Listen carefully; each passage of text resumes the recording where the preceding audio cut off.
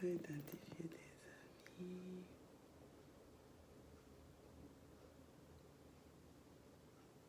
Donc, je ne sais pas s'il y a des gens qui sont déjà connectés. S'il y a quelqu'un qui est déjà connecté, est-ce que vous pouvez me faire juste des petits signaux pour que je sache si l'image est correcte, si le son est correct, s'il vous plaît.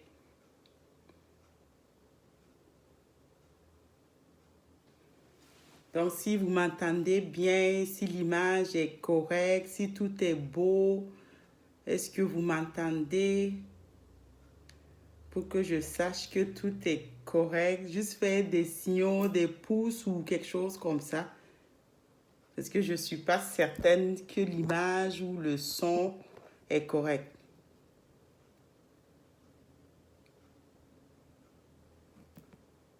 Ok, bon.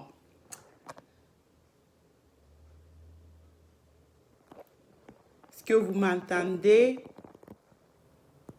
Si quelqu'un peut faire juste des signaux ou des messages pour que je sache que c'est correct. Et puis, il est 16 heures, on va pouvoir commencer.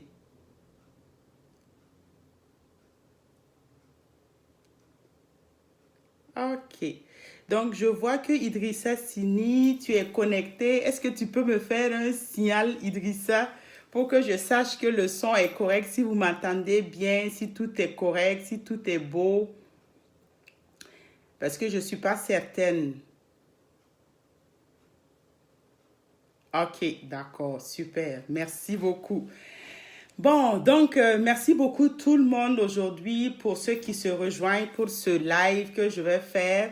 Donc, merci beaucoup à tout le monde justement de prendre le temps on va partager ensemble aujourd'hui. Donc, moi, j'ai prévu vous parler aujourd'hui de la compréhension du monde et de l'argent. Et puis, je veux juste, avant de commencer, vous dire les situations qui m'ont amené à faire ce live aujourd'hui, donc à m'intéresser justement à la notion de l'argent.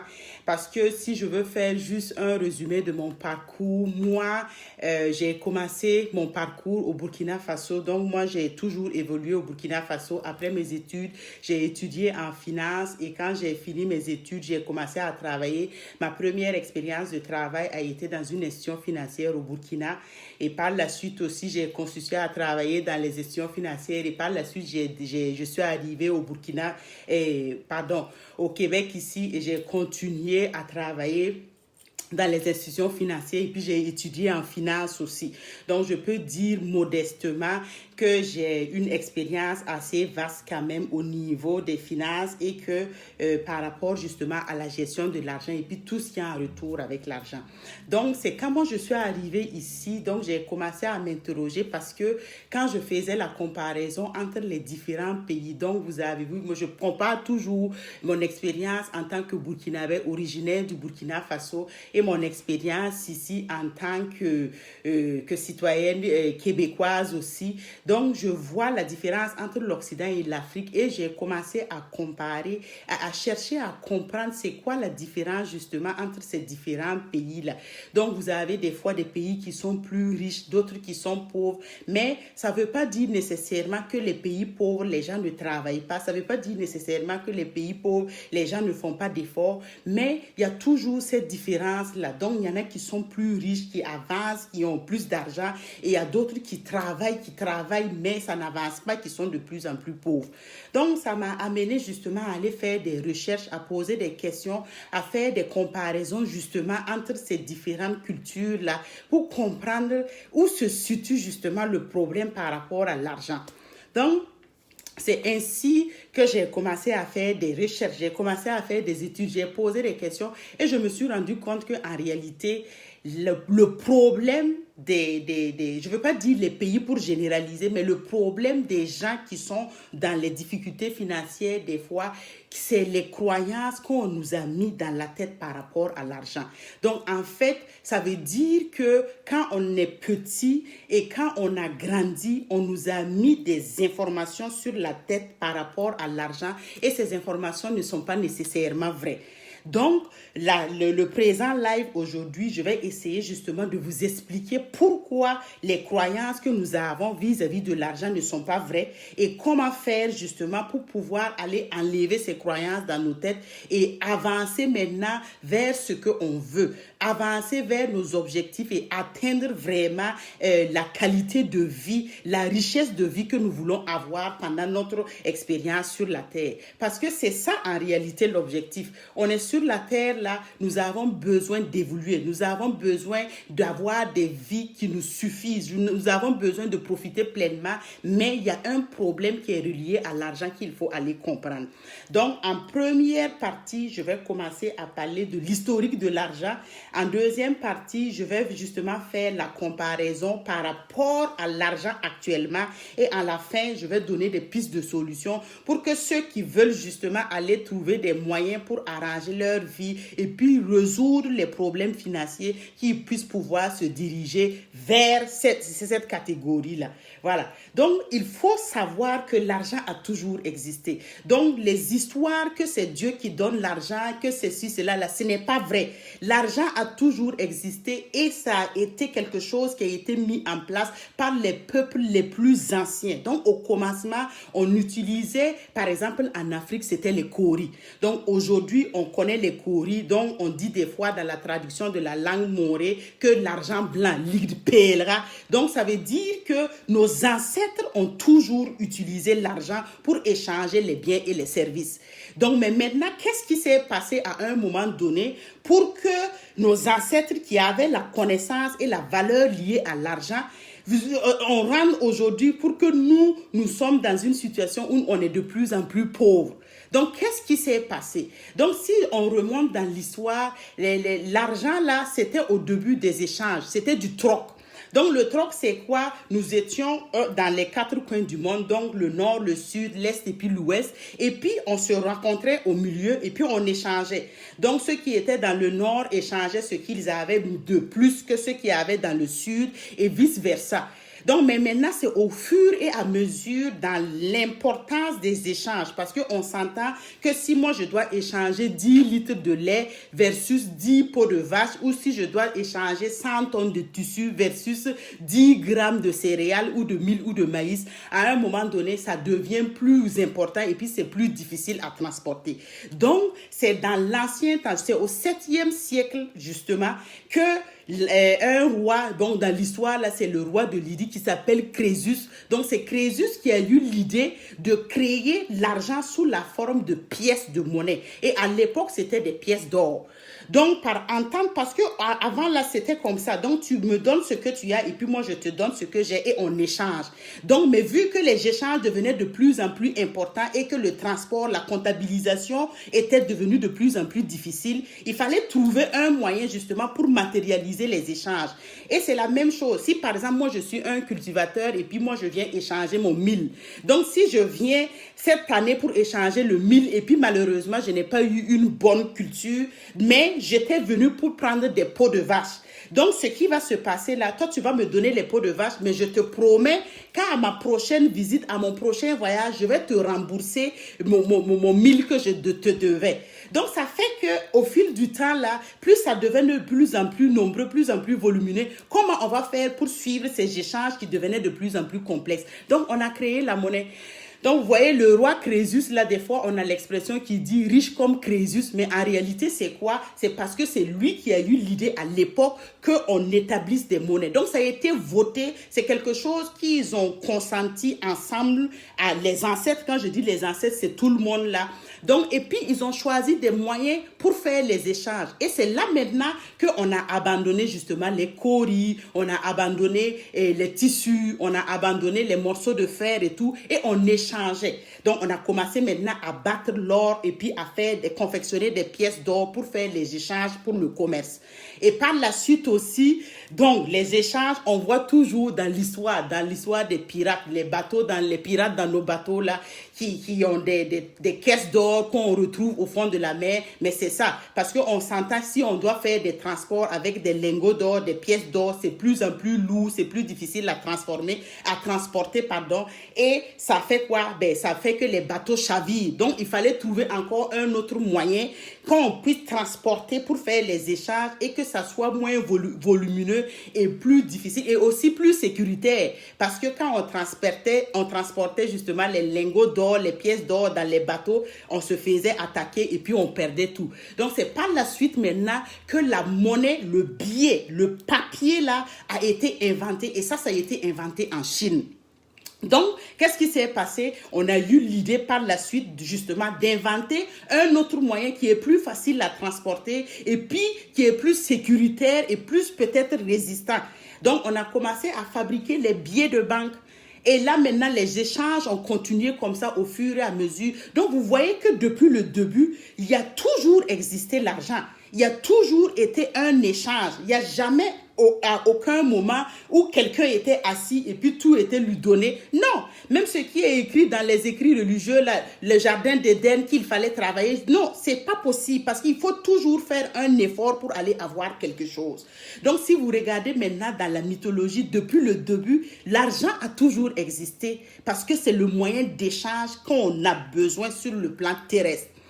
Mais maintenant, si on regarde aujourd'hui, la monnaie qui a commencé avec des cauris, avec des échanges de tissus, avec des échanges de peau de vache et de ci et de cela, aujourd'hui, on est rendu quand on a des monnaies, on a la crypto-monnaie, on a la monnaie électronique, on a des monnaies quand on transfère. Donc, si moi, je fais par exemple un transfert au Burkina Faso, on appelle ça Airtel Money, Orange Money. Ici, au Canada, on parle de Interact, on parle de virement interbancaire, c'est ça. Donc, ça veut dire que la monnaie, l'argent est toujours là, mais c'est sa forme et ses caractéristiques qui changent au fur du temps.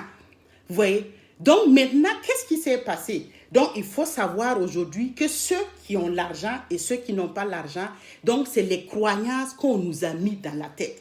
Donc, si toi, tu es né d'une famille et on t'a fait croire que l'argent est le diable, qu'il ne faut pas être riche, que quand tu es riche, tu deviens arrogant, quand tu es riche, tu deviens ça veut dire que tu grandis avec une croyance négative reliée à l'argent et tu as une peur inconsciente de l'argent. Donc, ton automatisme là, tu n'es pas orienté vers chercher l'argent, tu es orienté plus que je dois être une bonne personne parce que si je suis, les personnes qui sont riches, ce sont des ci, ce sont des ça et toutes sortes de choses qui ne sont pas vraies.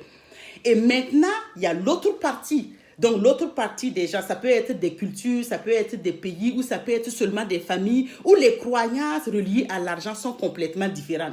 Donc, dans ces familles, on va apprendre aux gens que l'argent est un moyen d'échange qui nous permet d'acquérir des biens et des services, qui nous permet justement d'accéder à un confort, à un luxe pour mieux profiter de la vie. Vous voyez? Donc, en ce moment, on inculque des valeurs liées à cette personne vis-à-vis de l'argent qui sont différentes vis-à-vis de l'autre personne où on lui dit que, par exemple, c'est Dieu qui donne l'argent ou que c'est l'argent, c'est le diable et ainsi de suite. Donc, maintenant, qu'est-ce qui arrive?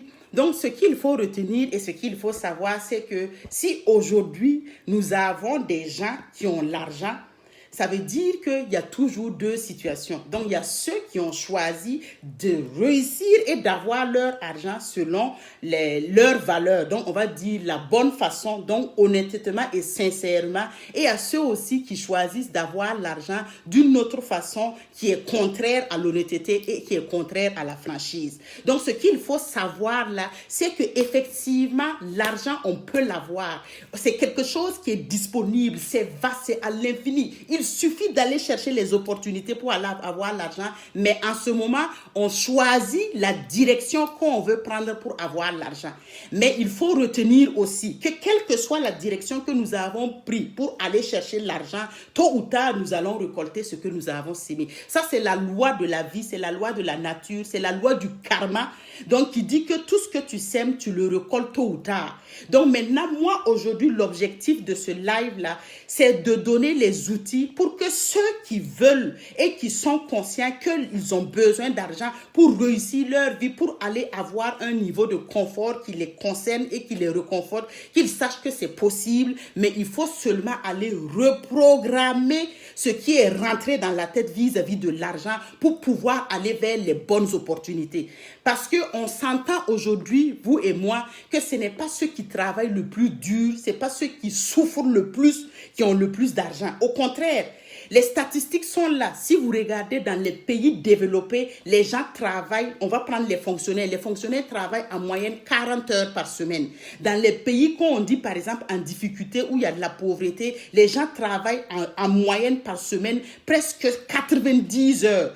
Donc, on voit automatiquement que ce n'est pas la quantité de travail, la souffrance liée au travail là, qui rend riche, mais c'est les comportements et les croyances liées à l'argent et comment on cherche l'argent qui détermine si on est riche ou on est pauvre. Voilà. Donc, maintenant, actuellement, qu'est-ce qu'il faut savoir? Donc, par rapport à l'argent, c'est simple. L'argent est une énergie. Donc, c'est une énergie qu'il faut commencer d'abord à croire qu'on peut avoir de l'argent pour pouvoir manifester l'argent dans la vie. Parce que si tu crois effectivement que l'argent, c'est donné par quelqu'un, je ne sais pas moi, une entité supérieure et que ça ne nécessite pas ta contribution, ça c'est sûr qu'on est déjà perdu d'avance. Mais il faut d'abord savoir que l'argent, c'est quelque chose qu'on attire à soi et il faut comprendre comment fonctionne l'argent. Parce que l'objectif de l'argent, là, c'est d'aller multiplier et le créer. Donc, qu'est-ce qu'il faut faire? Il faut aller déterminer dans notre vie de tous les jours quelles sont les activités, quels sont les comportements et quelles sont les choses à faire pour aller manifester et attirer l'argent dans sa vie. Donc, je vais prendre un exemple. L'exemple là, c'est terre à terre pour vous expliquer comment la croyance par rapport à l'argent là peut faire une différence totale dans la vie de deux familles. Donc, vous allez voir, par exemple, dans un pays, on dit qu'on a découvert de l'or à quelque part. Donc, vous allez avoir deux familles, la famille A et la famille B. Donc, dans la famille A, elles vont apprendre que on a découvert de l'or à quelque part. La famille A va convoquer une réunion de famille. Et qu'est-ce qu'ils vont décider? Ils vont dire, OK, dans la famille A, nous sommes 5. 5, c'est quoi? Nous avons le papa, la maman et nous avons deux enfants, 2 garçons et une fille. Donc, la famille A va faire la rencontre d'équipe, la réunion de famille. Et ils vont dire, OK, qu'est-ce qu'on fait? On a découvert de l'or. Qu'est-ce qu'on fait? Donc, le père va dire que, OK, bon, il va falloir aller rapidement parce que si on a découvert ça très tôt, il faut pas qu'on arrive en dernière minute et puis là, il va avoir plus de gens. Donc, et puis on va dire, bon, qui va aller? Donc, la fille va dire que, bon, moi, je préfère rester ici, je vais faire mes choses, je pourrais pas y aller. Et puis, les 2 garçons vont dire que, OK, moi, je vais y aller. Et parmi, finalement, il y a un seul garçon qu'on va dire que, OK, tu vas y aller. Donc, ils vont s'asseoir, ils vont tout planifier, ils vont donner les bénédictions aux garçons et puis ils vont leur donner chacun ce qu'il a pour que l'enfant, le garçon aille sur le site d'or pour aller chercher l'or. Et vous allez avoir la famille B à côté et la même information qui ont appris qu'il y a de l'or qui a été découvert. Mais tellement que leur mentalité par rapport à l'argent n'est pas la même, c'est quoi? La famille B va s'asseoir et puis le père va dire, OK, on a découvert de l'argent, on a découvert de l'or à quelque part, qu'est-ce qu'on fait? Donc maintenant, la mère va dire, effectivement, j'ai entendu la voisine qui parlait qu'on a découvert de l'or, ça serait intéressant de profiter de l'opportunité. Donc maintenant, ils décident ensemble qui va y aller. Donc finalement, la fille aussi dit que non, elle peut pas, elle va pas y aller. Et puis un des garçons dit non, moi je préfère continuer à travailler. Et un des fils dit, OK, moi je vais y aller. Mais quand je vais y aller, il faut que je trouve c'est quoi l'opportunité qui va être présente sur le site d'or. Donc, vous voyez, donc maintenant, il se dit, c'est quoi l'opportunité? Donc, en famille, il regarde, c'est quoi l'opportunité sur le site d'or? Donc, la première famille cherche à aller creuser pour avoir l'or, mais la deuxième famille se pose la question pour savoir, c'est quoi l'opportunité? Donc maintenant, ils vont discuter en famille et ils vont se rendre compte que si on a découvert de l'or, ça veut dire qu'ils vont avoir besoin de l'eau, ils vont avoir besoin du sucre, ils vont avoir besoin de la cigarette, ils vont avoir besoin de l'huile, ils vont avoir besoin des allumettes. OK, donc ce qu'on va faire, la famille là se met ensemble et puis le garçon dit, OK, moi je veux que vous me donnez des sous et puis moi je vais aller ouvrir une petite boutique sur le site d'or et quand je vais revenir en fonction de ce que j'ai eu comme revenu, je vais vous remettre. Et le père dit, OK, c'est une bonne idée. Donc, en ce moment, qu'est-ce qui se passe? Donc, le père dit au fils, voilà, moi, j'ai 500 francs, je te donne le 500, mais à ton retour, tu me donnes 10%. La mère rentre et dit, voici mes économies, je te donne 400 francs, mais à ton retour, tu me donnes 10% sur le 400. Et l'autre garçon dit, ok, moi je n'ai rien pour te donner, mais j'ai mon vélo, donc tu peux prendre mon vélo pour aller sur le site d'or, mais quand tu vas revenir, ben, tu pourras me donner 50 francs sur le vélo. Et la petite sœur maintenant dit, ok, moi je reste ici, mais je pourrais faire les comptes. Quand tu vas revenir, je pourrais faire les comptes, le bilan pour toi, et puis tu me donneras ce que tu veux. Donc vous voyez, et donc le deuxième fils de la famille B va aller sur le site d'or avec des marchandises. Il va s'asseoir à côté. Et maintenant, sur le site d'or, puisque c'est loin de la ville, les gens qui se sont déplacés là, qu'est-ce qui va se passer? Ils vont acheter la cigarette. La cigarette qu'ils achetaient en ville à 50 francs, ils vont acheter ça 100 francs sur le site d'or. Donc, l'huile qu'ils achetaient à 10 francs, ils vont acheter ça 25 francs sur le site. Et maintenant, l'autre garçon de la famille A, il est aussi là-bas. Mais qu'est-ce qu'il fait? Il pioche, il creuse, il souffre sous le soleil et la chaleur pour trouver l'or. Et à la fin du séjour, on va dire 1 mois plus tard, les deux fils vont revenir dans la famille. Quand ils vont revenir là, le premier fils va revenir avec quoi? Peut-être 5 000. Et le deuxième fils va revenir sûrement avec quoi? Peut-être 20 000. Et qu'est-ce qui va arriver quand il va arriver dans la famille? Donc, le fils de la famille A va arriver avec le 5 000. La famille va être contente. Ils vont s'élever. Ils vont prier et remercier justement leur créateur et ainsi de suite pour le 5 000. Et ils vont se partager le 5 000 et ça va rester là. Mais la famille B, quand le garçon va revenir avec son 25 000, donc il va donner le 500 francs à son père et puis il va lui remettre le 10%. Il va remettre les 400 francs à sa mère et puis il va lui remettre les 10% d'intérêt. Il va remettre le vélo à son frère et puis il va lui donner les frais qu'il a promis, 50 francs. Et ensuite, il va voir avec sa sœur et puis ils vont faire l'état des comptes et il va lui remettre l'argent qu'il veut lui donner. Donc en ce moment, c'est quoi? La deuxième famille a créé de la richesse. La deuxième famille a créé de l'argent. Voyez-vous? Et ça a été multiplié. Donc, vous voyez que dans les deux exemples, il y a eu un effort pas possible dans la famille A. Mais la richesse qui a été créée n'a rien à voir avec ce qui a été fait dans la famille B avec moindre d'effort. Donc, ce qui s'est différencié, c'est quoi entre les deux familles? C'est leur compréhension vis-à-vis de l'argent.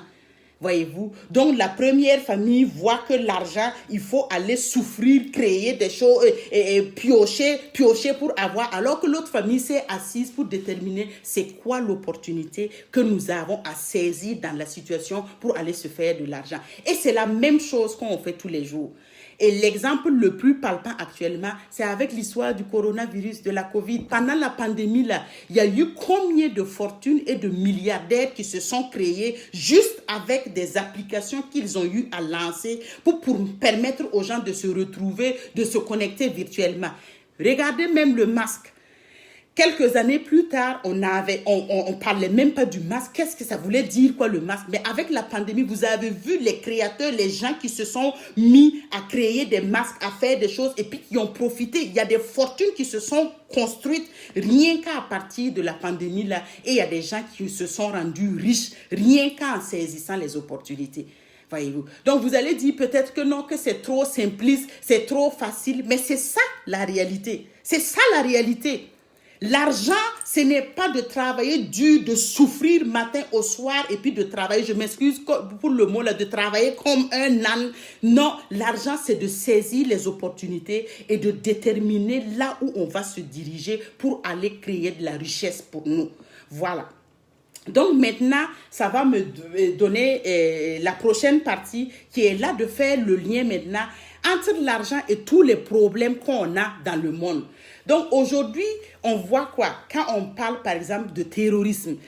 Donc des fois, les gens pensent que le terrorisme là, c'est quoi? C'est parce qu'on veut vous convertir vraiment à la religion, on attaque les gens. Mais non, quand on attaque un pays lié au terrorisme là, c'est pour affaiblir le pays. C'est pour affaiblir le pays et pour aller en ce moment rendre le pays faible et positionner le pays en situation de faiblesse sur le plan international pour que ses ressources naturelles soient négociées à un prix dérisoire. C'est tout ce que ça veut dire.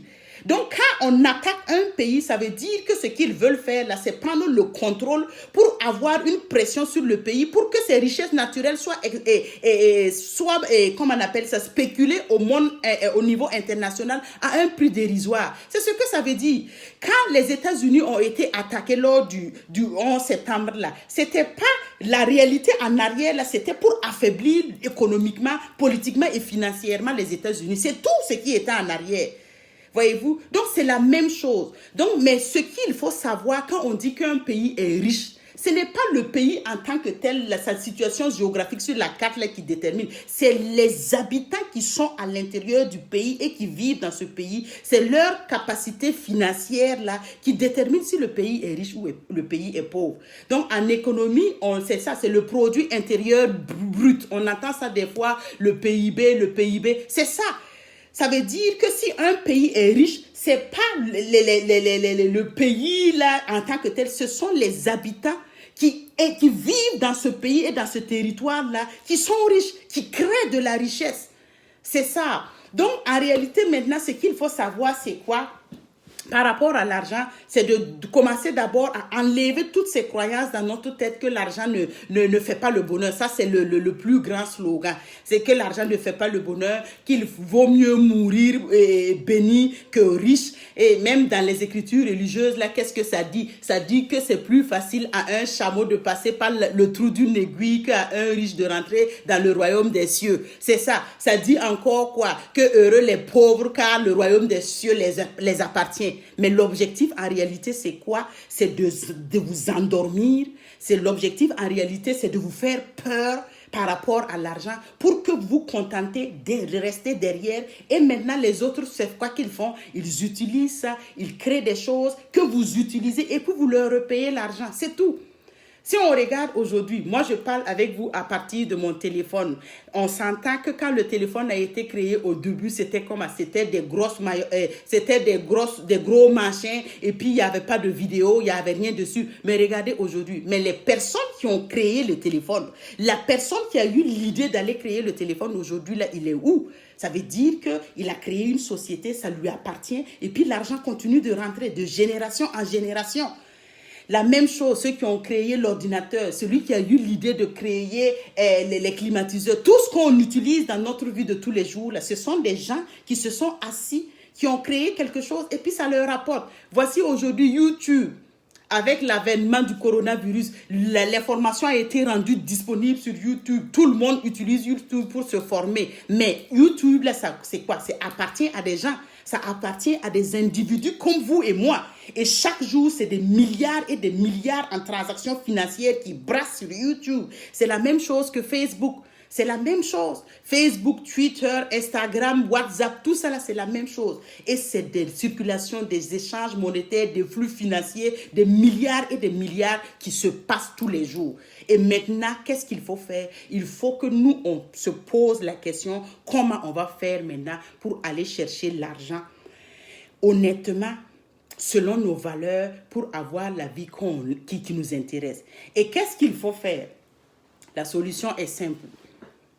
Je prends l'exemple, quand on étudie un cas en administration des affaires, on rentre dans une entreprise et puis on doit faire un état, un travail, une situation 360 degrés dans une entreprise. Qu'est-ce qu'on fait? On se demande c'est quoi la mission, c'est quoi la vision et c'est quoi les valeurs de l'organisation.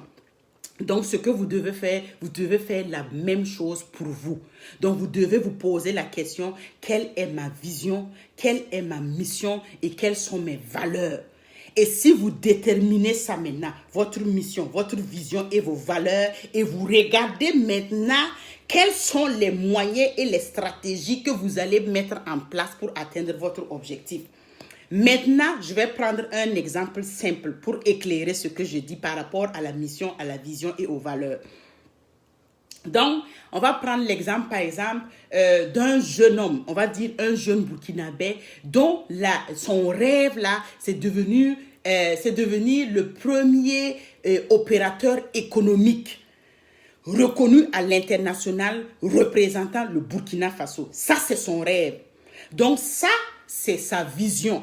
Donc, il rêve et il anticipe et il visualise de devenir le premier entrepreneur international reconnu représentant le Burkina Faso. Donc, vous voyez, la vision là, la vision, c'est l'idéal. La vision, c'est ce que je vois à long terme, ce que j'aspire à être, quand je visualise là, je me sens bien et puis j'ai une énergie qui s'empare de moi là. C'est ça la vision. Donc, la vision est à long terme. C'est comme une étoile qui est loin dans le ciel et que vous visualisez et puis vous voyez ça brille. Donc, c'est ça votre vision que vous voulez atteindre. Donc, quand vous avez déterminé votre vision maintenant, donc vous vous demandez, c'est quoi ma mission pour aller atteindre justement ma vision? Donc, l'exemple que j'ai pris, sa vision, c'est d'être le premier opérateur économique reconnu internationalement du Burkina Faso. Donc, ça, c'est la vision. Et la mission, c'est quoi? Ce sont les objectifs journaliers, quotidiens, hebdomadaires, mensuels, annuels qu'il va mettre en place pour aller atteindre sa vision. Donc, si on prend l'exemple de celui qui veut devenir le premier opérateur économique reconnu mondialement au niveau international représentant le Burkina là, donc il faut qu'il détermine une première chose, c'est quoi que je vais faire. Donc, premier objectif, première mission. Donc, si on prend l'exemple, il dit qu'il veut aller par exemple à Bobo Dioulasso pour commencer ses activités. Donc, qu'est-ce qu'il faut faire? Donc, le premier objectif là, c'est la destination, donc arriver à Bobo Dioulasso. Premier objectif. Parce que Bobo Dioulasso, par exemple, c'est la ville où il y a plus de commerçants, c'est la ville où il y a plus d'échanges, c'est comme la ville la plus économique. On va résumer ça comme ça. Donc, le premier objectif qu'il va se mettre en place, c'est le déplacement vers Bobo Dioulasso. Et maintenant, qu'est-ce qui va se poser comme question? Si je veux aller à Bobo Dioulasso, c'est quand est-ce que je veux aller à Bobo? Si je vais à Bobo, où est-ce que je vais me loger? Où est-ce que je vais m'installer? Donc, vous voyez, donc automatiquement, le cerveau se met en mode de recherche de solutions pour pouvoir aller mettre les choses en place pour atteindre la cible. Donc, la cible, c'est quelque chose qui est de loin là-bas, mais qui l'appelle. Donc maintenant, qu'est-ce qu'il va se poser comme question? Il va dire, ok, c'est quand est-ce que je vais aller à Bobo? Et quand il va décider maintenant d'aller à Bobo, il va chercher maintenant le moyen pour aller à Bobo. Donc le moyen de transport. Donc le moyen de transport, il peut décider soit d'aller en voiture, soit d'aller en autobus, soit d'aller en avion, ou soit d'aller en train. Et vous voyez que dans les trois choix dans les situations là, ça prend de l'argent. Vous voyez, ça prend de l'argent encore.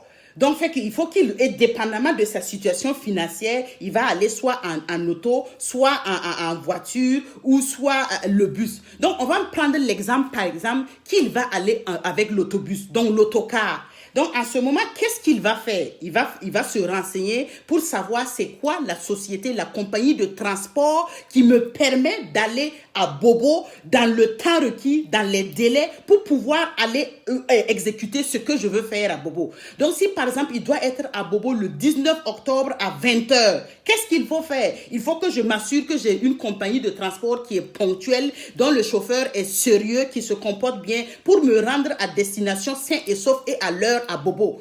Et maintenant, qu'est-ce que tu vas faire? Donc, tu vas commencer à prendre les renseignements pour savoir c'est quelle compagnie qui est la plus fiable et la plus ponctuelle pour te permettre d'aller à ta destination qui est Bobo le 19 octobre à 10h. Et c'est là maintenant que tu vas commencer à chercher les compagnies. Tu vas poser la question à quelqu'un pour savoir, ok, tu as déjà allé à Bobo, c'est quelle compagnie que tu as utilisée. Et maintenant, rendu à ce stade-là, c'est là que la plupart du temps, les gens font les erreurs. L'énorme erreur que tout le monde fait. Moi-même, j'en ai fait aussi. Avant, j'ai tiré leçon de mes erreurs.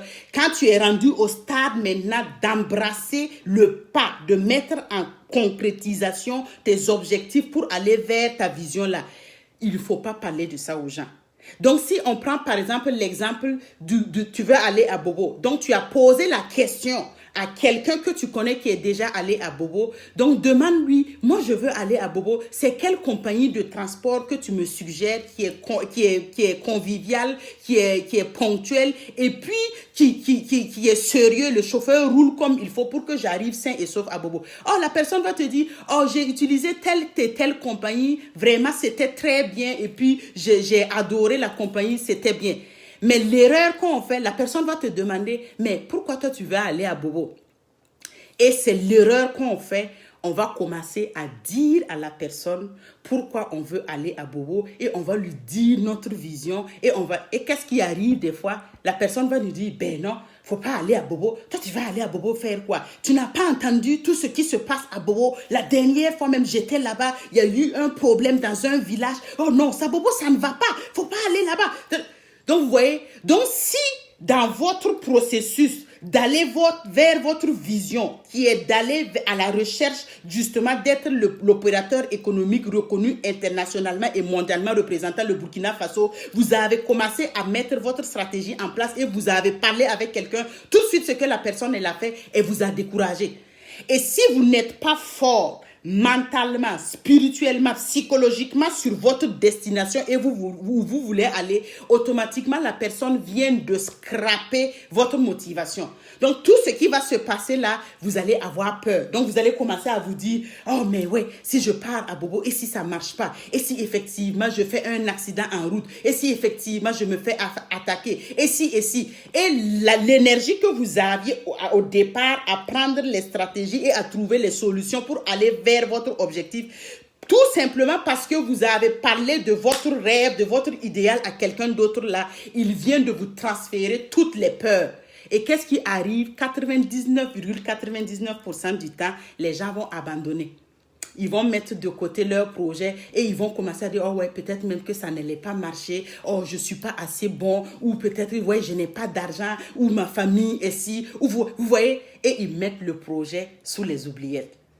Et quelques temps plus tard, peut-être quelques années plus tard, vous allez rencontrer la personne et la personne, vous allez causer avec elle, vous allez lui dire, ah oui, et comment tu vas, ça va bien? Il va te dire, ah ben oui, je vais bien. Et puis tu vas lui demander, et les activités? Vous allez dire, oh moi ça va bien, je suis toujours dans mon coin, je suis gérant, assistant dans une société et puis c'est tranquille. Et puis et toi? Et puis il va te dire, ah ben non, moi je suis rendu à Bobo maintenant. Et puis vous allez lui dire, ah oui, comment ça t'es rendu à Bobo? Il dit, oui, oui. Écoute, il y a eu une affaire à Bobo là. Écoute, tu sais, j'ai appris qu'on pouvait cultiver du cacao dans la région de Orodara. Donc, tu sais que moi, j'ai étudié en agronomie. Hein, donc, avec mon père, on est allé, on a regardé et puis on a vu que c'était un projet qui est viable. Et effectivement, on a recruté des gens, on a acheté un terrain et on a commencé à faire la culture du cacao et puis ça marche. Tu vois, donc actuellement même, on est en train de voir comment on va exporter ça vers d'autres pays, tout ça là. Tu vois, et puis là, vous allez causer, et puis on va dire, ok, bon, on se rattrape après, et puis il est parti. Donc, vous allez vous dire, oh ben là, il m'a mal conseillé. Non, il m'a dit ci, il m'a dit ça. Pourtant, quand moi je lui ai dit, il m'a découragé de ne pas aller à Bobo. Mais en réalité, non. C'est parce que votre vision, votre destination, ce à quoi vous aspirez à être, votre étoile que vous voyez plus haut dans le ciel et puis ça brille, quand vous visualisez tout ça, votre corps là est rempli d'une énergie et puis vous savez pas d'où ce que ça vient là. C'est vous tout seul qui pouvez retenir ça. Personne d'autre ne peut aller ressentir ce qui est votre destinée, ce qui vous appelle intérieurement là. Personne ne peut ressentir ça. Et je le dis toujours, tout ce qui est à l'intérieur de vous, ce que vous ressentez au plus profond de vous est plus vrai que ce que n'importe qui peut vous dire. Et c'est ça qui fait que les gens abandonnent leurs projets, les gens abandonnent des histoires, des projets rentables et viables. Et puis, ils se commettent dans des situations et puis finalement, la situation financière se dégrade de jour en jour. Et puis, qu'est-ce que ça fait? Les riches deviennent de plus en plus riches, les pauvres deviennent de plus en plus pauvres. Voilà.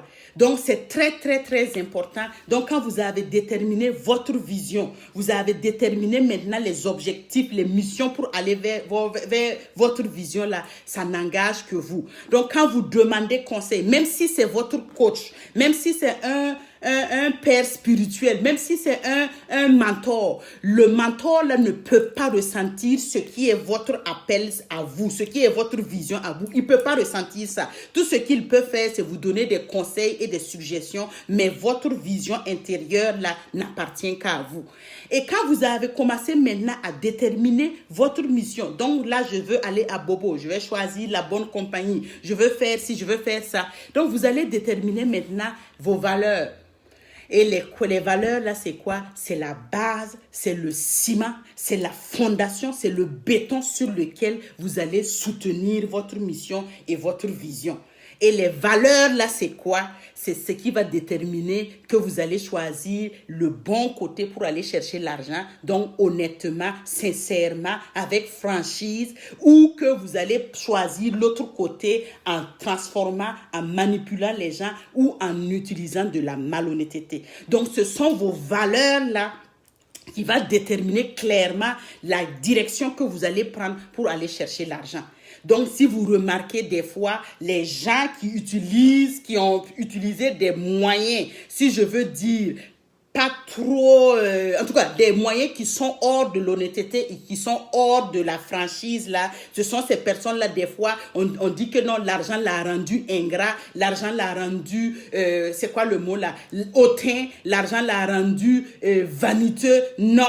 Parce que quelqu'un qui a des valeurs d'humilité, d'honnêteté, de courage, de loyauté, quelle que soit la situation où il se trouve, dans la richesse ou dans la pauvreté, ce sont les mêmes valeurs. Parce que les valeurs c'est la base, c'est la fondation, c'est le béton, c'est immuable, ça ne change pas.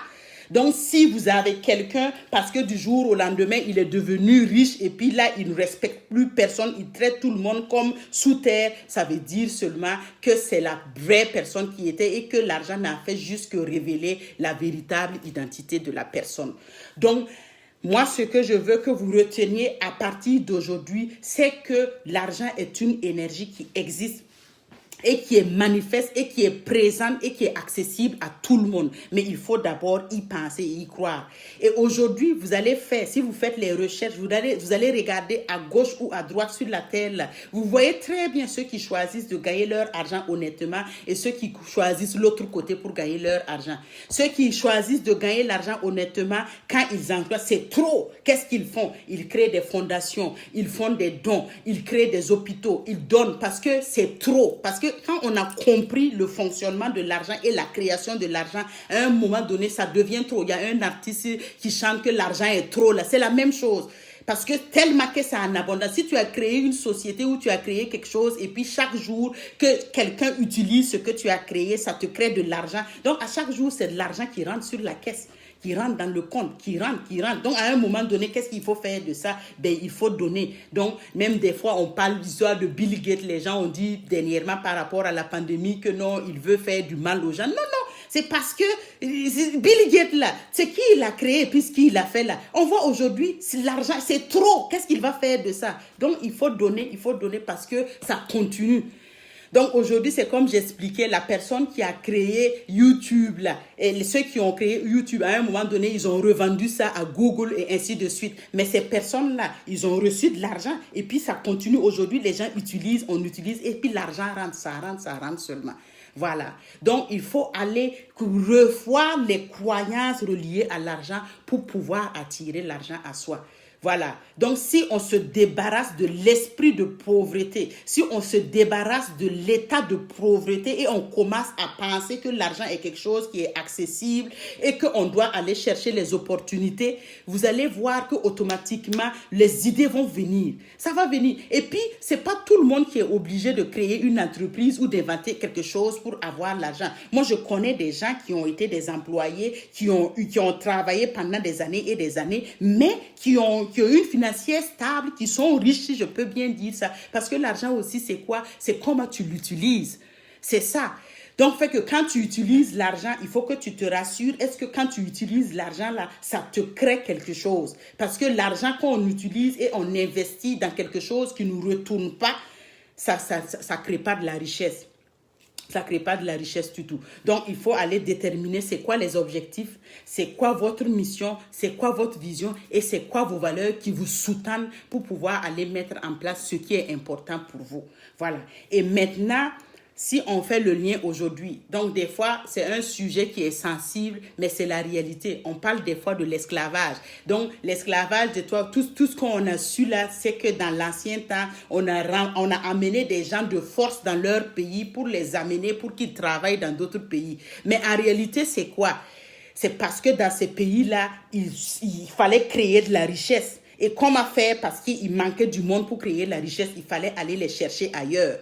Et au début, c'est quoi? On leur disait, si vous venez, voici ce que vous allez avoir. Mais en réalité, c'est pas vrai. Quand ils sont venus là, on les faisait travailler comme c'est pas permis. Mais en réalité, ce qui les intéressait là, c'est le travail pour dans les champs de coton, dans les champs de palme. Et puis, c'est de l'argent qui a été amassé. On a construit des buildings, le Fonds monétaire international, la Banque mondiale, tout ça aujourd'hui là. Quand on dit la Banque mondiale, on pense que la Banque mondiale appartient à des pays. Non, mais si on fait la décomposition, et puis on fait la décomposition, on va savoir qu'à l'intérieur de ces grandes institutions financières-là, ce sont des gens, ce sont des individus comme vous et moi. Aujourd'hui, les grandes compagnies, les sociétés d'assurance, les sociétés de ci, de ça, là. Quand on dit la société, la compagnie, les gens pensent des fois que non, c'est le building, mais ce sont des individus comme vous et moi qui sont en arrière, qui ont compris comment ça fonctionne et puis qui investissent, et puis ça s'élargit seulement. L'exemple le plus palpable que j'ai, c'est Oumarou Kanazue au Burkina Faso. Tout le monde connaît l'histoire de Oumarou Kanazue. Il a commencé par la vente de la cola. Le simple cola qu'il a commencé à vendre, mais aujourd'hui, il n'est plus là, paix à son âme, mais tout le parc, tout ce qu'il a laissé en termes d'investissement et d'activité financière au Burkina Faso, je ne pense pas qu'il y a un exemple plus parlant que lui. C'est parce que dès son jeune âge, il a compris ce qu'il y a à comprendre par rapport à l'argent. Il a commencé par la cola, mais aujourd'hui, il a investi dans les routes, investi dans les supermarchés, l'alimentation, investi dans l'automobile, plusieurs investissements. C'est ça. Et il y a un dicton qui dit que l'argent appelle l'argent, le mouvement appelle le mouvement. Mais il faut qu'on aille comprendre et accepter que l'argent est quelque chose qu'on peut avoir et c'est accessible à tout le monde. Voilà. L'état de pauvreté, rester en arrière, souffrir là, ce n'est pas la destinée de personne. On nous a fait croire à ça, on nous a inculqué ça dans la tête pour qu'on reste en arrière, mais ce n'est pas vrai. Ce n'est pas vrai du tout. Donc, si on est un adulte aujourd'hui et qu'on se pose la question comment faire, c'est simple, comme je l'ai dit. Donc, vous déterminez votre vision, vous déterminez votre mission et puis vous déterminez les valeurs et vous prenez votre direction. Donc, et puis vous allez voir, et c'est un travail de longue haleine. Donc, ça se peut que si vous choisissez la bonne voie en étant dans le travail, la franchise, l'honnêteté, ça va prendre plus de temps. Mais votre base va être solide, votre fortune va être solide et vos engagements, comment je vais dire ça, vos actifs vont être solides parce que la base est solidifiée. Mais si vous empruntez l'autre côté aussi, vous allez arriver peut-être très rapidement, mais c'est comme le château de cartes, mais après ça va s'écrouler parce qu'il n'y a pas de base. C'est comme quelqu'un, comme on voit des fois là, quelqu'un qui a gagné à la loterie du jour au lendemain et puis il s'est retrouvé avec des millions et puis quelques temps plus tard, il était je sais pas moi, il était un 100 sous et puis quelques temps plus tard, malgré qu'il a eu la loterie là, il est retourné au même état. C'est ça, ça veut dire qu'il y a une incompréhension par rapport à l'argent qui n'était pas maîtrisée avant qu'il ait l'argent et il n'y a pas eu un travail, une éducation financière qui a été faite quand il a eu l'argent et qu'est-ce qui s'est passé? Ben, l'argent est venu et puis c'est reparti. Voyez-vous? Donc, c'est la même chose. Donc, des pistes de solutions et puis par rapport aux enfants. Donc, vous voyez, aujourd'hui, la nouvelle génération, là, il y a des clashs avec les familles, les enfants. On dit tout le temps que les enfants, on dirait qu'ils volent, on dit qu'ils font ceci, qu'ils s'intéressent qu'à l'argent. Mais c'est parce que la nouvelle génération là comprend l'argent. C'est pour cela qu'il y a cette tension entre les parents et les enfants. Parce que la nouvelle génération, quand le père ou la mère dit à l'enfant qu'il faut prier Dieu pour te rendre riche là, ce n'est pas vrai. Puisque l'enfant voit L'enfant voit que l'argent ne tombe pas du ciel. Si on dit que c'est Dieu qui donne la pluie, là on peut comprendre parce que la pluie tombe du ciel. Mais personne n'a déjà vu de l'argent qui tombe sur le ciel. Et puis on dit à l'enfant que c'est Dieu qui donne l'argent. Donc vous voyez qu'il y a une discorde, une distorsion, une incohérence entre ce qui est dit à l'enfant et puis la réalité qu'il voit. Donc, mais ce que l'enfant manifeste, ce que l'enfant transfère comme message à ses parents-là, puisqu'il est à l'école, il voit ses amis qui portent les chaussures griffées, les beaux habits. Lui aussi, il veut porter ça. Donc, et puis maintenant, il sait que c'est pas Dieu qui va lui descendre, lui donner l'argent pour qu'il peut. Donc, il dit aux parents, là, moi, je veux la même chose. Parce que tout le monde veut avoir des belles choses. Tout le monde, qui ne veut pas avoir des belles choses, bien habillées, bien propres, tout respectueux. Tout le monde veut ça. Donc, quand on dit à l'enfant, mais alors que ce qu'il faut faire, c'est déjà dès le bas âge d'inculquer à l'enfant qu'il a la possibilité d'aller chercher l'argent et de faire de sa vie ce qu'il veut. Donc, c'est pour cela, vous allez voir dans certaines cultures, les enfants, à partir de 15 ans, je pense qu'ici au Québec, l'âge légal pour travailler, pour commencer à travailler, là, je pense que c'est 15 ans, c'est 15 ou 16 ans. Donc, vous allez voir, pendant les vacances, les enfants travaillent. Donc, ils font des petits boulots. Ils coupent les gazons, ils gardent les bébés, ils aident, ils font ceci. Et puis, quand ils gagnent, ils s'en vont, on ouvre un compte. Donc, déjà, à 15 ans, des fois, l'enfant, pendant l'été, quand il n'y a pas d'école, il amasse de l'argent et il voit l'argent qui est dans son compte. Et déjà, on commence à lui expliquer comment ça fonctionne, tout et tout. Et puis après, quand il devient plus tard, il devient plus grand, vers 16 et 17 ans, à chaque été, il travaille, ainsi de suite. Donc, vous voyez, des fois, l'enfant, à 18 ans, quand il finit, il n'est plus dans la maison des parents, il a une voiture, il a un compte en banque et il a son travail les soirs et puis les fins de semaine, et puis il fait ses études.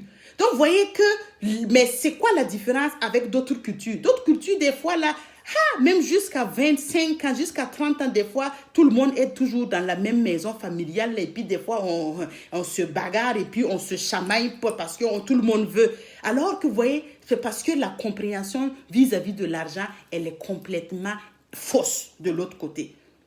Elle est complètement fausse. Donc, fait que les enfants, quand ils grandissent, où on ne leur apprend pas qu'il faut aller chercher de l'argent, qu'ils ont la capacité de créer leur argent, de créer la vie. Donc, les enfants, dans cette croyance-là, sont en état de demande. Ils sont en état d'attente. Voyez-vous, et l'autre culture où on intègre aux enfants dès le bas âge qu'ils ont la capacité et les moyens d'aller créer leur vie et d'aller chercher l'argent qu'ils veulent. Donc, et puis on leur dit que tu peux déjà aller travailler. Donc, ces enfants-là sont dans une position de création de richesse, de gain. Ils veulent avoir plus. Donc, c'est une culture où les gens veulent de plus en plus, ils cherchent de plus en plus. Donc, alors que dans l'autre côté, comme on est en état de demande, on est des fois plus en état de retenir, de rétention. Donc, on ne va pas vers la création. Alors que l'autre côté, on est plus vers la création, l'augmentation. Voyez-vous? Donc, un autre côté, on est en demande, on attend, et l'autre côté, on crée et on veut plus. Donc, l'objectif là, c'est de chercher à avoir plus d'argent. L'objectif, c'est de chercher à avoir beaucoup plus de moyens pour survenir à ses besoins et avoir une vie agréable. Parce qu'on va se dire la vérité aujourd'hui. Qu'est-ce qu'on peut faire si on n'a pas d'argent?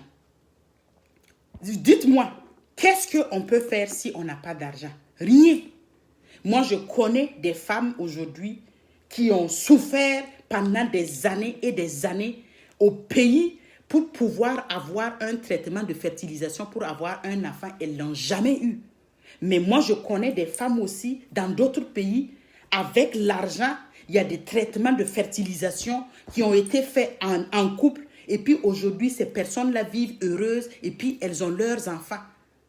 Donc, comment vous pouvez aller expliquer? L'autre côté, on va dire que non, c'est Dieu qui t'a pas donné. Dieu ne t'a pas béni avec un enfant. Alors que non, peut-être que la personne a un problème au niveau de l'utérus. Il y a un traitement spécial qu'il faut faire ou d'autres.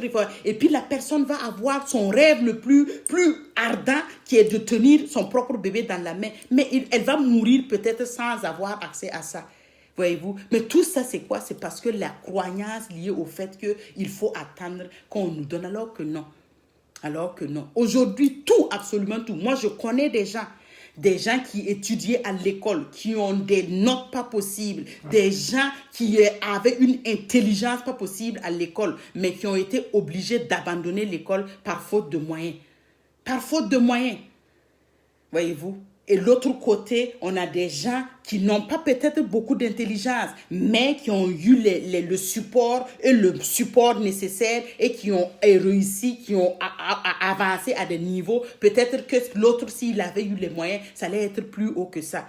Mais l'objectif n'est pas de pleurer sur son sort aujourd'hui. L'objectif n'est pas de s'apitoyer sur son sort. L'objectif est de savoir que quelle que soit la situation dans laquelle on est capable et qu'il faut commencer seulement à se fixer une vision, se mettre des missions en place et puis déterminer nos valeurs pour aller créer. Parce que quel que soit ce que vous avez comme situation, si vous êtes né d'une famille pauvre, ça ne veut pas dire que vous allez finir pauvre. Mais si vous finissez pauvre, c'est votre faute.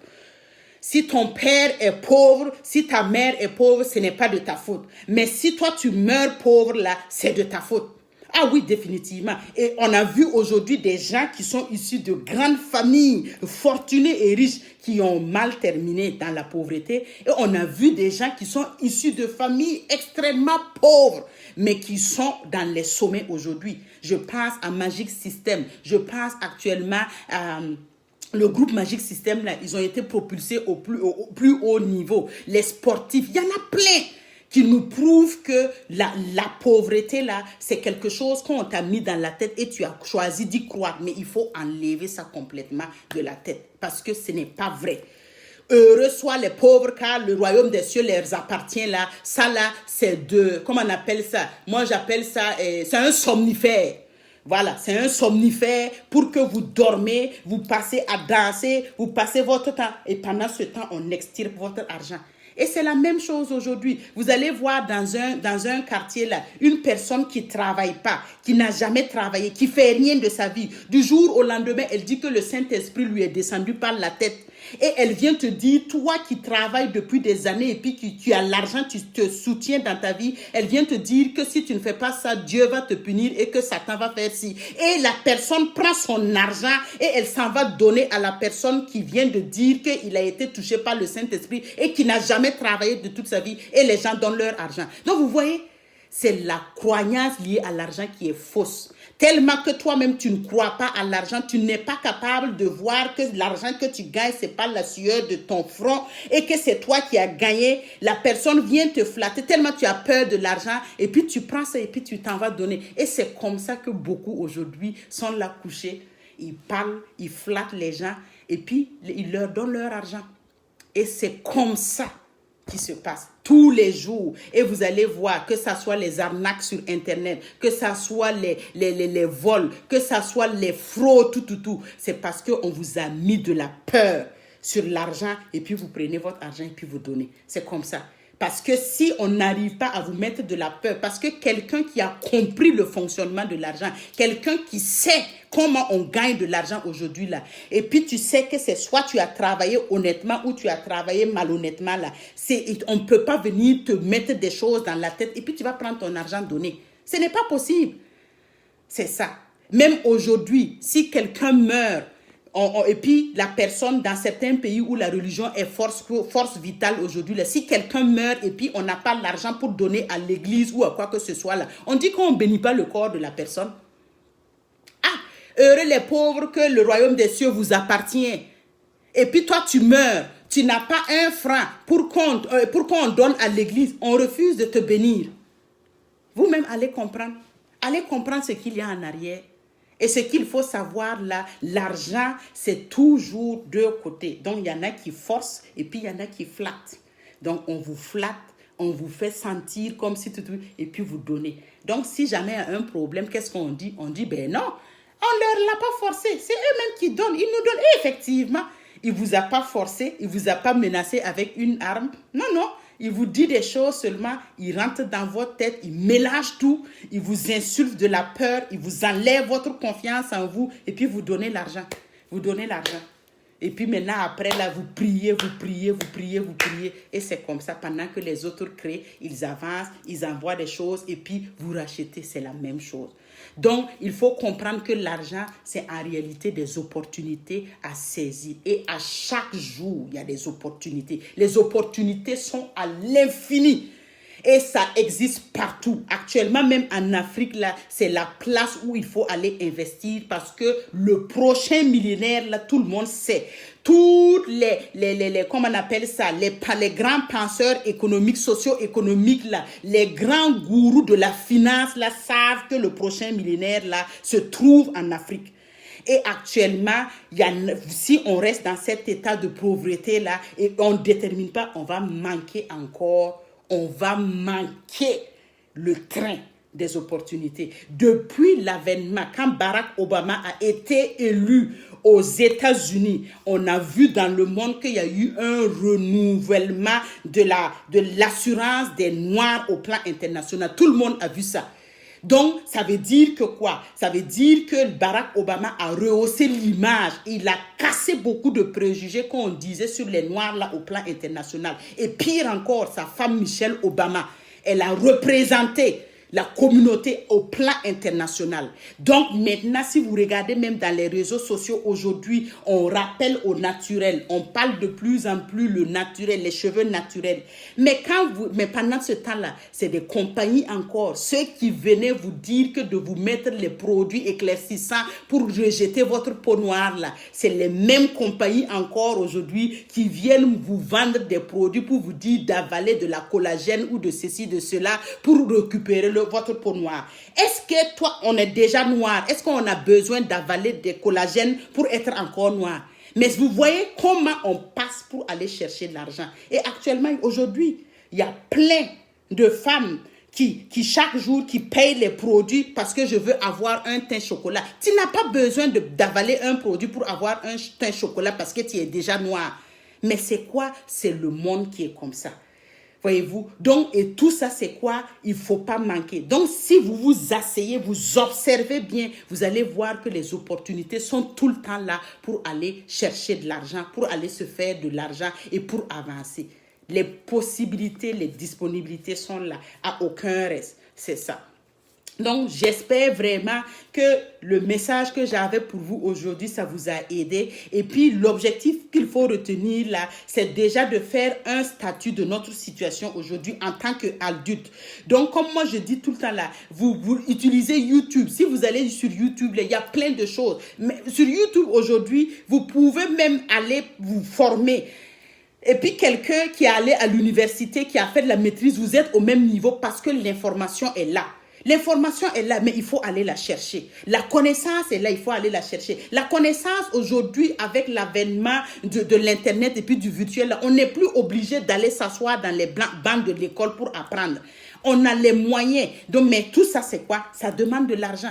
Si tu rentres sur YouTube, la personne qui donne de l'information, si à un moment donné, il voit qu'il y a beaucoup de gens là, ben, il commence à facturer parce que ça prend de l'argent, ça prend du temps et ainsi de suite. Voilà. Donc, si on est un adulte, donc je reviens sur le début, la vision, la mission et les valeurs et vous déterminez la direction que vous voulez prendre. Voilà. Et puis maintenant, par rapport aux enfants, essayez d'inculquer l'argent dès le bas âge aux enfants pour qu'ils comprennent. Donc, pour pouvoir déterminer, pour que l'enfant fasse le lien entre qui a la possibilité de créer l'argent là. Quand les enfants sont petits, peut-être vers l'âge de 4-5 ans, regardez dans la maison là et puis vous enlevez une tâche et puis vous confiez à chaque enfant. Et maintenant, c'est cet enfant, s'il fait la tâche, vous lui donnez l'argent pour qu'il fasse le lien. Et vous allez voir même que peut-être des fois on a les petits domestiques ou les petits domestiques à la maison qui aident là. Si vous commencez ça là, vous allez voir que vous n'aurez même plus besoin parce que chacun va se battre pour avoir l'argent. Et je dis ça parce que je le vois, je l'ai fait avec mes petits garçons. Les deux, ils doivent jeter la poubelle. Donc, et puis à chaque fois quand ils sortent là, j'attache le sachet et puis je leur dis, ben va jeter dans la poubelle. Mais chaque jour là, ils se battent pour aller jeter la poubelle parce que s'ils reviennent, ils savent qu'ils vont avoir de l'argent. Et quand ils prennent, je vois la fierté qu'ils ont pour aller mettre l'argent dans leur petite boîte à sous. Donc, vous voyez, ça inculque à l'enfant que voici ce que tu peux faire pour aller chercher de l'argent et tu as les moyens d'aller chercher l'argent. Absolument. Absolument. Voilà. Donc, j'espère que le message aujourd'hui vous aura aidé. J'espère vraiment que vous n'aurez pas senti du jugement ou quoi que ce soit de ma part parce que ce n'est pas ça mon but. Mon but objectivement là, c'est d'aller aider ceux qui veulent prendre une autre direction. Voilà, d'aller aider ceux qui veulent changer leur vie, d'aller aider ceux qui veulent vraiment sortir de l'état de pauvreté. Parce que la pauvreté, là, c'est la destinée de personne. C'est pas vrai, ça n'existe pas en temps réel, là. C'est la destinée de personne parce qu'on peut sortir de la pauvreté. Voilà. Donc, j'espère que ça vous aura aidé. J'espère que ça vous aura servi à quelque part. Et puis, moi, je vous dis merci beaucoup. Je vais juste regarder s'il y a des questions ou quoi que ce soit dans le chat, mais je ne pense pas. Donc, merci d'avoir pris le temps d'écouter le live aujourd'hui. Et puis, tout ce que moi, je fais là, c'est des partages avec vous de ce que j'ai expérimenté et puis de ce que je crois et puis de ce que j'ai vu aussi. Voilà. Donc, ça fait que n'hésitez même pas à aller en direction vers vos rêves et puis vos objectifs. N'hésitez pas, ne doutez pas du tout. Donc, quand vous avez déterminé ce que vous voulez être là, vous gardez ça pour vous. Vous mettez ça dans votre tête. Vous vous levez le matin, vous dormez, vous vous réveillez, vous gardez ça en tête, vous chantez ça. Si vous déterminez votre vision, vous déterminez la vision là, vous allez voir que votre énergie là va se renouveler tout seul. Chaque jour, les gens ne vont pas comprendre. Et puis, quand vous allez déterminer votre vision, vos valeurs et puis vos objectifs, ça ne veut pas dire que vous n'aurez plus de problèmes dans la vie, hein. Vous allez toujours avoir des problèmes, vous allez toujours avoir des difficultés, mais sauf que vous allez apprendre maintenant à naviguer et puis à danser avec la vie. Et vous allez voir que des fois, derrière un problème se trouve une opportunité. C'est tout le temps comme ça. C'est la dualité. Comme je dis, le haut, le bas.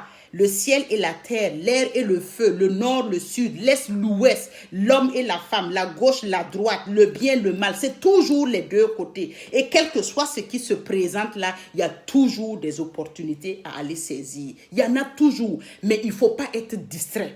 Il ne faut pas être distrait. Parce que quand vous avez déterminé votre vision, vos objectifs et puis vos valeurs, vous n'avez plus le temps. Donc, les discussions inutiles, genre, par exemple, aller s'asseoir avec quelqu'un et puis critiquer une personne du matin au soir pendant 3 heures, 4 heures, là, ça ne vous intéresse plus. Ça ne vous intéresse plus. Ou aller s'asseoir et puis dire du n'importe quoi, ou boire la bière du matin jusqu'au soir, ou bien aller dépenser votre... Ça ne vous intéresse plus. Parce que là, vous savez maintenant que votre argent, chaque minute, chaque seconde et chaque heure qui passe, ce sont des opportunités qui vous sont données pour aller réaliser et manifester la vie que vous voulez. Parce que c'est possible. C'est possible. C'est définitivement et absolument possible. Mais il faut que vous y croyez et que vous mettez les efforts et que vous ayez votre vision, votre objectif clair et puis vous avancez. Quelles que soient les difficultés qui vont se présenter et vous allez apprendre de vos erreurs et puis vous vous solidifiez au fur et à mesure parce que c'est ça aussi. Parce que c'est à travers les erreurs là qu'on apprend, c'est à travers les erreurs là qu'on devient plus solide et puis on assume la confiance en soi. Voilà. Et puis aussi, des fois là, si on a fait des erreurs, quel que soit ce qu'on a fait comme erreur dans le passé, il faut se pardonner. Ça, c'est clair et net. Parce que si on a fait des erreurs dans le passé et puis on ne veut pas se pardonner et puis on est coupable, on se sent coupable et puis on rumine nos erreurs là, on n'accède pas à notre intelligence supérieure. Parce que l'intelligence supérieure là, il faut qu'il y ait le vide, le calme et total à l'intérieur pour aller manifester ce qu'on veut. Oui, donc quel que soit ce qu'on a fait comme erreur, là, moi-même là où je suis là, j'en ai fait, si je vous dis les erreurs que moi j'ai fait dans ma vie, mais je vois aujourd'hui que les erreurs là m'ont permis d'aller découvrir d'autres facettes de moi que je ne savais pas à mon avantage. Mais il ne faut pas avoir honte des erreurs. Il ne faut pas se sentir coupable des erreurs parce que c'est dans les erreurs qu'on apprend. Voilà, effectivement. Voilà, donc merci beaucoup. Je vous fais des gros bisous. Je vous embrasse très fort et puis on se dit à très bientôt pour un autre live. Et merci encore pour vos encouragements, pour vos messages et pour vos likes. Tout ce que vous faites là, je vous remercie et je vous suis très reconnaissante. Et c'est un partage qu'on a ensemble. Le savoir est là et il est disponible pour tout le monde et on partage et puis on échange. Voilà. Et l'objectif, c'est qu'on avance tout le monde ensemble, on s'élève tout le monde ensemble vers le haut, le top. C'est ça, la destination possible, là, c'est en haut. C'est ça la destination. Il n'y a pas d'autre chose, c'est devant. Donc, quelles que soient les situations là, il ne faut pas rester dans ça. Quelle que soit ta situation, si tu as eu des pertes dans ta famille, si tu as perdu ton frère, tu as perdu ta mère, tu as perdu ta femme, et puis les gens là viennent te mettre dans la tête que, oh ouais, parce que votre famille là est maudite, il y a eu des malédictions, ton père, il faut venir, on va prier, on va faire, c'est des histoires. Si tu as des gens qui parlent autour de toi, là, le message qu'on t'envoie, là, c'est que tu dis que, OK, il faut que tu te lèves, il faut que tu te ressaisisses parce que toi, tu es toujours là. Qu'est-ce que tu vas faire de ta vie, toi qui es toujours là?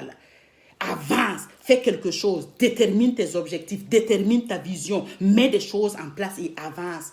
Ceux qui sont partis là, c'est parce qu'ils ont décidé de terminer leur expérience sur la terre. Pour toi, est terminé. Pour eux, est terminé. Mais toi, tu es toujours là. Qu'est-ce que tu fais actuellement? Toi qui es toujours là.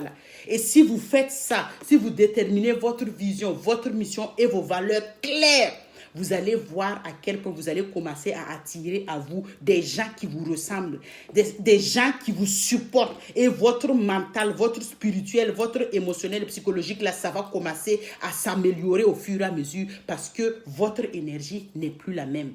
Vous sortez de l'énergie de perdant, vous sortez de l'énergie de derrière, de pauvreté, et vous embarquez dans l'énergie de gagnant, dans l'énergie de conquérant, dans l'énergie de richesse, dans l'énergie d'abondance. Vous voyez? Donc, ce n'est plus la même chose. Voilà. Donc, c'est ça en réalité. Donc, ça fait plus d'1 heure. Donc, je vais vous laisser ainsi.